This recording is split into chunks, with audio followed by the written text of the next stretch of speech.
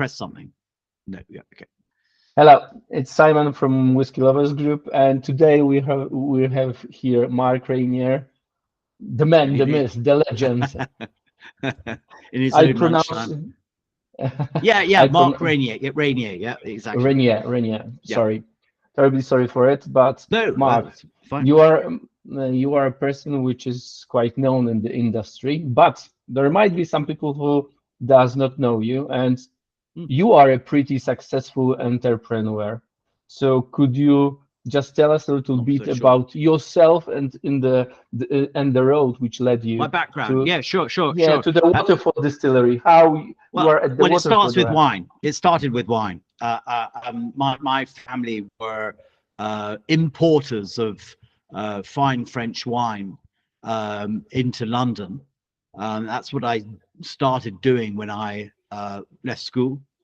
I then started my own wine company as a retailer, with a shop. So shipping my own wine and retailing it in London. I had 5 shops at one time. And it was there that I came across single malt whiskey in 1985, the very, very beginning of this new uh, um, category of whiskey, because up until then, nobody knew about single malt. The big whiskey companies kept it sort of hidden away. They wanted you to buy blended whiskey, but sort of by accident, single malt whiskey escaped into the market. And independent bottlers, there were 35 of them at the time. I became one. We bought these of whiskey that suddenly appeared out of nowhere. The big guys, the big companies had done a little bit of spring cleaning to get rid of some of the old stocks that they had from distilleries that didn't exist anymore. They'd shut them down. And so they were offloading these stocks. And if you are well enough connected, you were able to access these stocks, a bit like a fish in a river, waiting for these little morsels to come floating down, and you'd grab them and bottle them. And then, this is how single malt took off. It was like Robin Hood. It was a really exciting time. But fundamentally, and this is the point, because this is where Waterford completes the circle. These were whiskies from a different era. These were from what I call the age of innocence. This was before the 1973 pivot, because that was when whiskey sort of became industrial. That's when it became all about how to make the cheapest liter of alcohol possible. It was all going to a blend. It didn't matter, Nobody could foresee that single malt was going to become a thing, except Macallan or Glenfiddich. So those whiskies that appeared were from the 50s and the 60s. They So were you had like a quite few good casks in your unbelievable. life. It was unbelievable. The whiskey was really well distilled.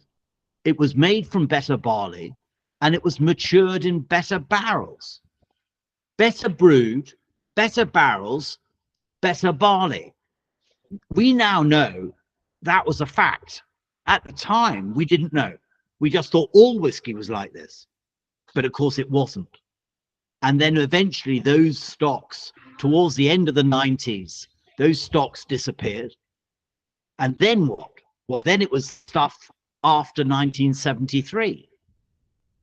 Really boring. This was just the lowest common denominator spirit. It was so boring, I closed the company down. There was nothing that it was exciting. That's when I thought, well, hold on a second. If they used to be able to make whiskey like this, why can't we do it again? And And that's when then I had the idea of getting hold of my own distillery And that's, it took me a long time. It took me 10 years, but eventually I was able. It's a great story, and I'll tell it to you one time. It's an amazing story. But eventually I was able to buy, or with some shareholders, the closed Bruichladdich distillery on Islay, and we were able to get it going again. And I was able to apply some of my wine trade background to whiskey. Now you're going to say, well, what's wine got to do with whiskey? Well, wine is about the primary ingredients. Wine is about the grapes. Wine is about the grapes and where they grow, and the climate and the soil and the topography, what we know as terroir, how that influences the different qualities and the different styles. And of course, modern technology, fermentation. So I was able to apply some of that understanding to whiskey. The trouble was, we didn't really have the money, we didn't have the resources, we didn't have the logistics to really do it properly. But when in 2012, Remy Cointreau bought Bruichladdich, I left and went with one very simple goal. Where do you find the best barley in the world? And just before you go to the actual distillery, I still would like you to stop a little bit during your Bruichladdich times. Thanks to your wine merchant background, we had the option to get some fine casks for Bruichladdich, for Port Charlotte, and especially for Bruichladdich. And I see that most of these, which during this time, the time being, it was like some kind of invention to use wine cask for whiskey. It wasn't so common. I believe that you are one of the people who started to put those casks into the industry. Do you remember? Do you remember? I got absolutely castigated. I was torn down by various famous whiskey people. So how dare you use French barrels? How dare you? I remember this. Some very famous whiskey people, industry people, attacked me. And I thought, well, hold on a second. Do you know what my very first job was when I joined the wine trade? My very first job was bottling wine in London, because up until that date, wine didn't come in cases and bottles, it came in barrels. And the wine was bottled in London, in Bristol, in Edinburgh, in Glasgow, in Dublin, in Waterford. And the empty barrels were sent to the distilleries. That's been happening for hundreds of years. I knew this because my first job was actually addressing the barrels with a black marker pen with the distillery addresses. I sent the barrels to the distilleries in Scotland. So this Egypt that was giving me a hard time for using French oak, I sent him French oak barrels. Well, not him, but his predecessor. Yeah. So it was, and this is the whiskey industry's problem. It has a narrative. They decide what whiskey is, what you know about whiskey. Anybody that challenges that narrative, whack, they get knocked on the head. And that's what happened to me. And then you are coming here. And then eventually, everybody follows, and, oh, right, well, let's use French barrels. Oh, let's, it's laughable. Basically, all those great whiskies from the 50s and 60s were matured in a mixture of American oak, French oak, sweet barrels, you name it. Any barrel, any liquid, any wine, whiskey, fortified wine came to the UK in a barrel. and the empty barrels went to the distilleries free of charge or for very little to get rid of them. So accidentally, Scotch whiskey and Irish whiskey was being matured in a wonderful, balanced portfolio of barrels accidentally, not by design, just because they were there. So this is what we replicate at Waterford. American oak, virgin American, French barrels from Bordeaux, and sweet barrels. That's what we do. So everything goes into the same range of barrels deliberately. Let's go to that direction. So you've ended up, as you said, you've ended up with Bruichladdich thanks to Remy buying the company. And I was pretty angry at the time. You weren't a fan of that, right? No, I hadn't finished what I was doing, and I was to drag an old Scottish distillery into the with these ideas that are firmly rooted in agriculture and the past. It wasn't how, it was against the narrative. It was against it. So it was always a struggle. But I remember sitting on the little white wall in front of Bruichladdich one evening with the distillery manager, Duncan McGilvery, one of life's great gentlemen. And I remember him saying to me that the best barley he ever saw in the 50-something years he worked there, he said it comes from Ireland. So when I left Bruichladdich, I thought, well, that's it. I'm going to go 240 miles south. I'm going to go the same latitude as Cambridge. Damn it, it's almost London, where the best barley in the world grows, because that's where your flavor is.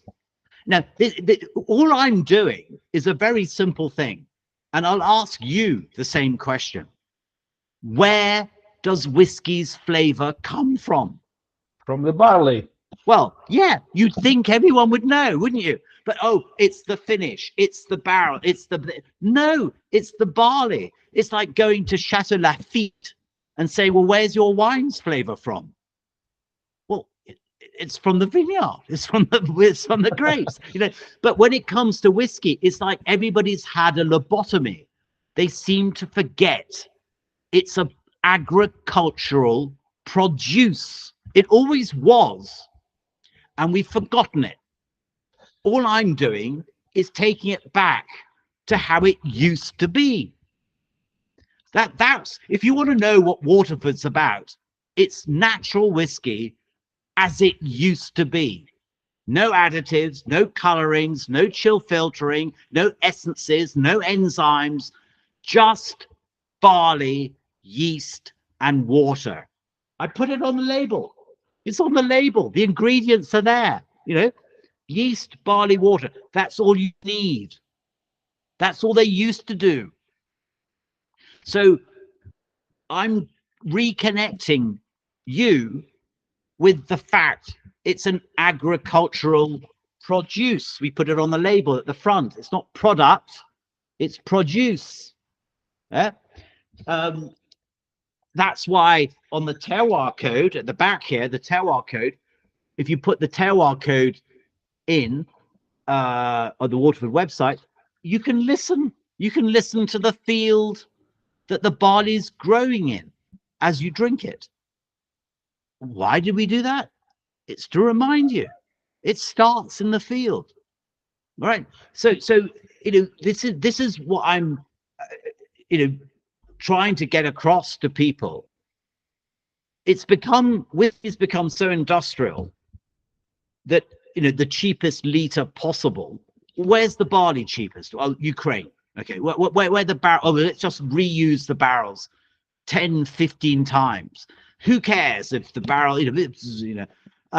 Let's speed up the distillation. Well, what about if it's thin and doesn't matter. It's going into a blend. Fermentation. How quickly can we do that? One day? Brilliant. Get it over and done with. It's all been about how to make the cheapest liter, not the finest, not the best. And if you wonder today why everything is being finished, it's lipstick on a pig. It's trying to tart up something that was never intended to go in the bottle. It was intended to go in a blend. Yeah, this is And what they I got call caught with their trousers down. I call it rescuing the whiskey. In many cases, the finishing is But this is it. Rescuing. rescuing the pure Lipstick on a spirit, pig. right? And it's a problem because it's got out of hand. You know, it's got totally out of hand. At Waterford, we'll never finish because for the simple reason we started properly. You know, I've spent 9 million euros on wood, the finest wood policy the industry's ever seen, for the very simple reason that, you know, I know what's going on industry wide. As an independent bottler back in the 80s, 90s, you get to see the whole industry's dirty laundry, and it's not pretty, you know. I know from Bruichladdich there is no shortcut. There is no shortcut. You have to put your hands in your pocket and buy the wood. And so we have spent 9 million precisely so you don't taste the wood. You shouldn't. If you want to taste wood, go and lick a tree. It's much cheaper. Yeah, you know. So you know, it's this. I suppose as a purist, that's my problem. I'm a purist. I like natural flavor. I don't like artificiality. You know, that's how I was brought up in wine. You know, the flavors are there. Just let them out. And this is the funniest thing of all. This is absolutely the craziest thing of all. Wine, grapes, there are 500 flavor compounds. All right. But that little grain of barley, that tiny little grain of barley, has 4 times more, 2,000 flavor compounds. That's why we use barley. It's the most flavorsome cereal in the world. So you don't need to add all this artificial, you know, chemicals, additives and stuff. The flavor's already there. And Just let it out. And later on in the Just let it wood, out. giving a lot. Just let it out. And that's what we do. And that's what I bought Waterford for, a state-of-the-art brewery. Now, you know, people go, well, don't you need a distillery? Well, actually, I need, first of all, the best brewing possible. And this was a Guinness brewery built in 2004 with all the latest technology. Fantastic. I can get barley to talk like nobody else because nobody else has got the kit I have. All right. So I can get the barley from the different farms, the different fields. I have the technology to let that flavor out. The barley bouquet, which you get with Waterford, you can't get with anybody else. They haven't got the same hydro mill that I have. I've got the only one in the world. You know, the fermentation, we ferment it like a wine. We ferment it not for 1 day, not for 2 days, but for 8 days. Why? Because it gives you more intensity of flavor and a secondary fermentation called malolactic fermentation. 80% of wine has a malolactic fermentation. It makes the whiskey creamier. It gives it a rounder middle palate, right? You know, no one's doing this. Well, again, because they haven't got the technology and they haven't got the vision. Bringing together these the wine world and the whiskey world on the simple premise that all that flavor is in the grain. All I have to do is let it out and let it talk. And that's what we do. And then, of course, the maturation in an unparalleled wood policy across the board, not just a little bit here for the cameras, but right across the board. So we've got the balance and the harmony. These are two words that are very overlooked. They sound a bit beige. They sound a bit sort of dull and boring.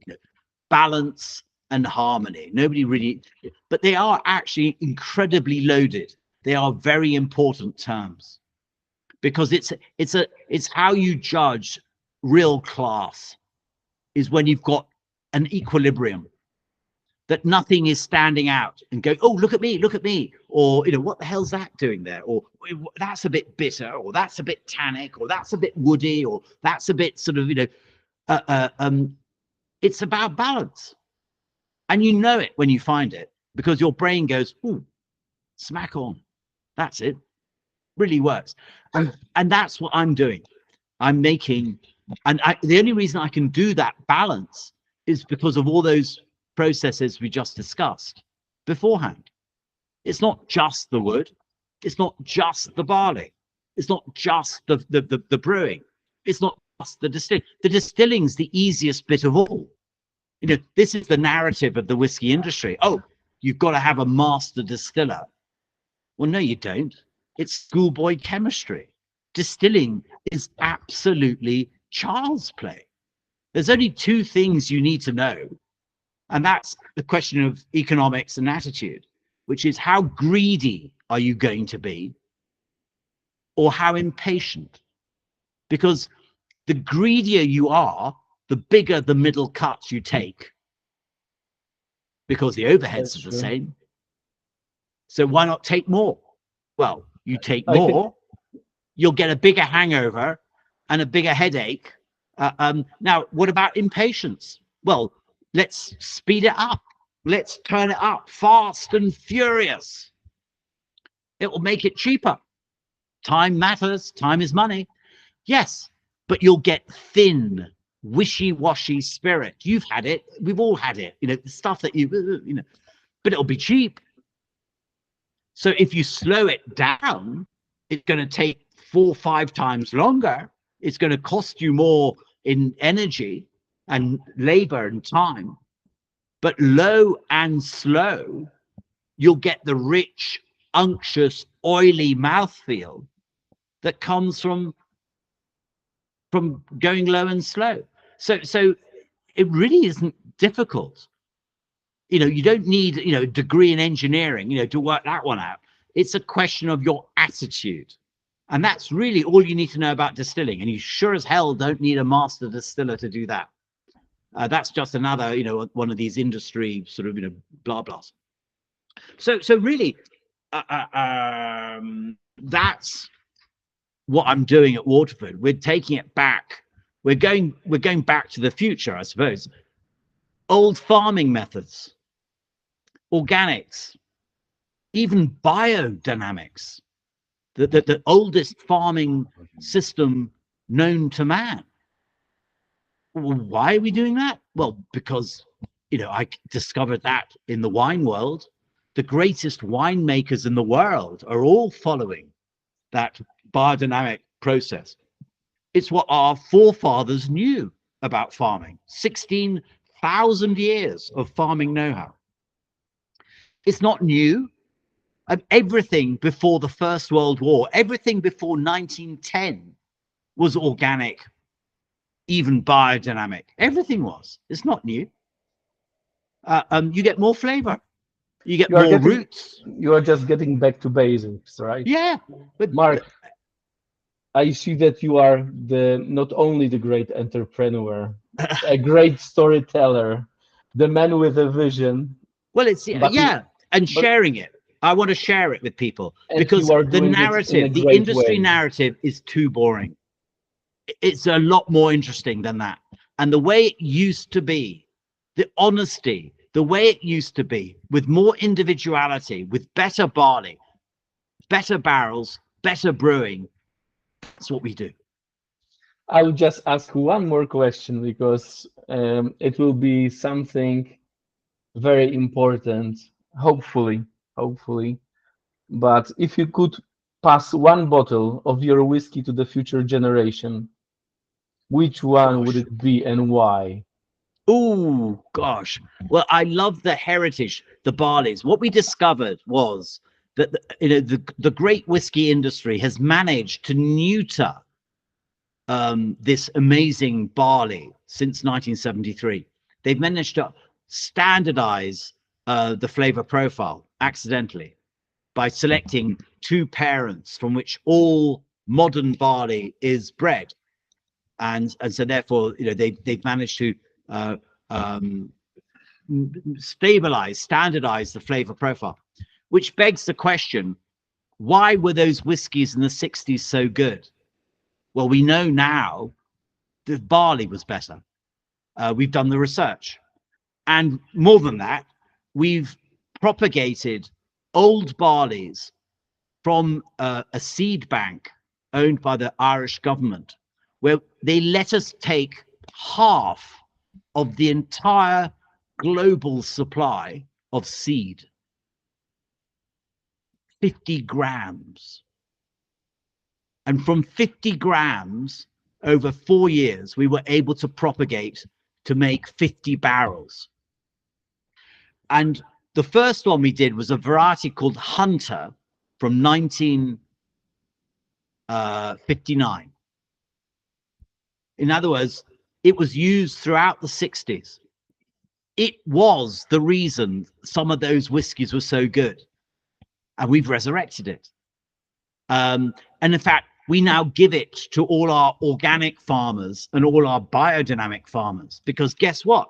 Old farming with old barley really works well together. We've just released Goldthorpe. That's from 1900. The flavors are just, woo. I mean, a guy I rate very highly, Serge Valentin of Whiskey Fun, yesterday gave the biodynamic and the Goldthorpe 90 points. He never gives 90 points, except to single barrels from 35-year-old whiskies. But he calls it historic. It's historically relevant, and it is, because we tend to say that things were always better in the old days. Well, we know they were with whiskey. We now know, we've got the proof. It was better. But you are recreating it. Yeah, you are doing everything absolutely to recreate it. I'm doing it. So I'm going back in time. Old farming methods, old barley varieties, really good wood, like they used to do it. That's what we're doing. We're going back to the future. This is whiskey as it used to be. Honest, natural, pure. Okay? It's all about the pleasure of drinking whiskey. Lovely. I won't take much of your time. Thank you very much for it. Pleasure, especially for how you and shown Adrian, us your way. Yeah, Adrian, a guy who works with us at the distillery. He's a Polish guy. Adrian, he'll be coming to Warsaw. So he'll be able to explain to you in Polish. So guys, better than... just look for Adrian at Waterford. Yeah. Good. Okay. All right, man. Thank you. Pleasure. Thank you very much, Mark. Okay, pleasure, man. Really Bye. And have a lovely time. Thank you. And you too. Thank you, man. Thank you. Bye.